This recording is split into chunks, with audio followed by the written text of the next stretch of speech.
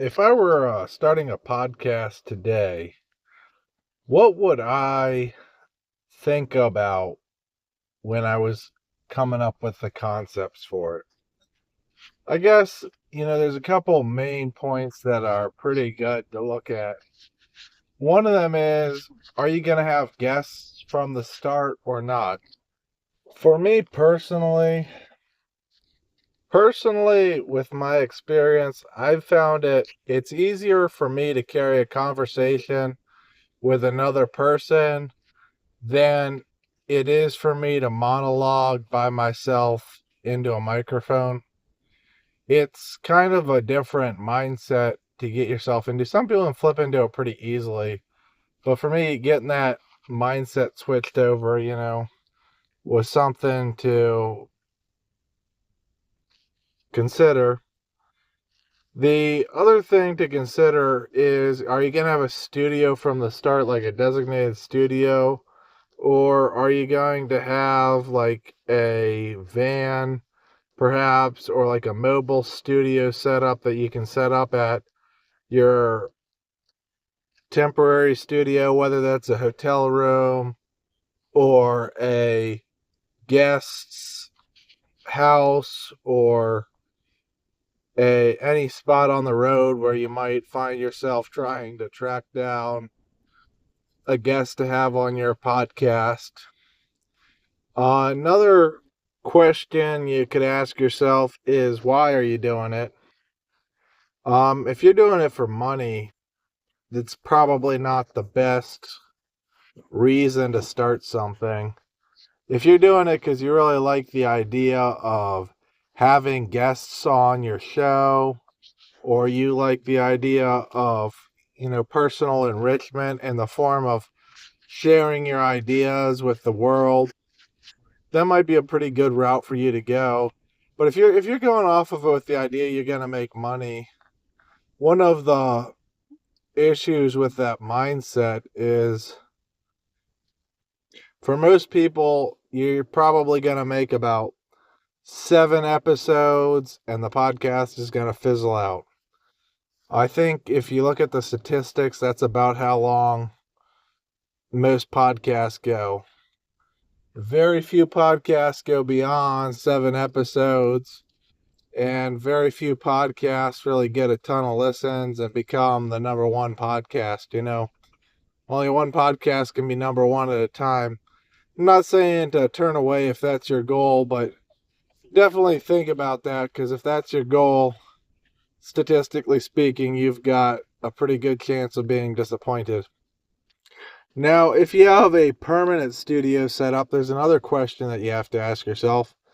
So if you have guests on your podcast every episode, and you have a podcast studio for your episodes set up in your house, you're pretty much inviting your guests over to your house every episode. And for some people, that may not be an issue. For some people, though, they're a little bit more private, or they're a little bit more reserved in their personal life, and they might find that they prefer having a separate studio.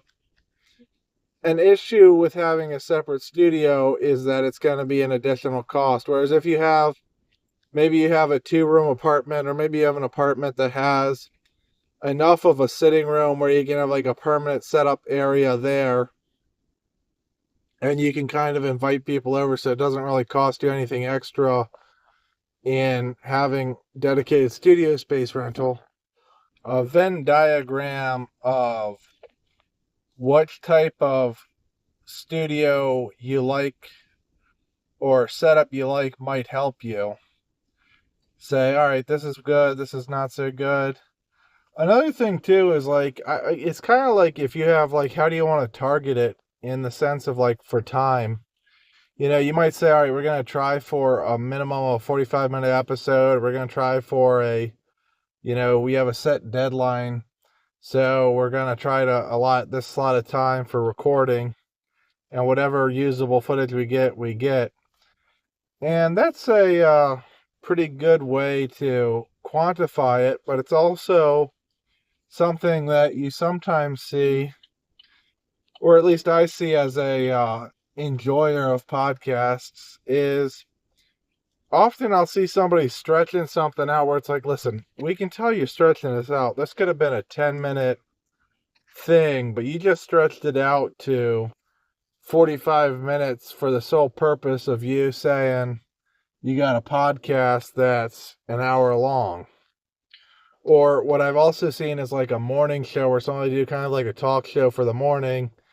And, you spend 25 minutes talking about breakfast and 5 minutes talking about the news for the day. And you're like, I came here for the news. I guess I knew that you were going to put a little bit of a personal touch on it. But the show that I clicked on was, the morning news show, not necessarily a personality-based show. And I was looking at the thumbnail for it. So, I mean, that's something to think about. If you mislead a viewer, I know that was the one and only time I ever saw that podcast, because I was like, I'm not clicking on here if you're advertising news. I'm not clicking on here to hear a ton of personal stuff. I do think that personal stuff adds a little bit of character to a show, but there is definitely a balance where there's a little bit of personality interjected, but there's still a usable amount of show where it's like, all right, pretty good. When somebody goes off on slight tangents, a lot of times it puts a little bit of personality in the show. But also when they stick to the topic, it gives me the content that I came for. So if you can find that line and walk it well, you'll probably be pretty successful. But, you're not going to nail that the first time you put a show out.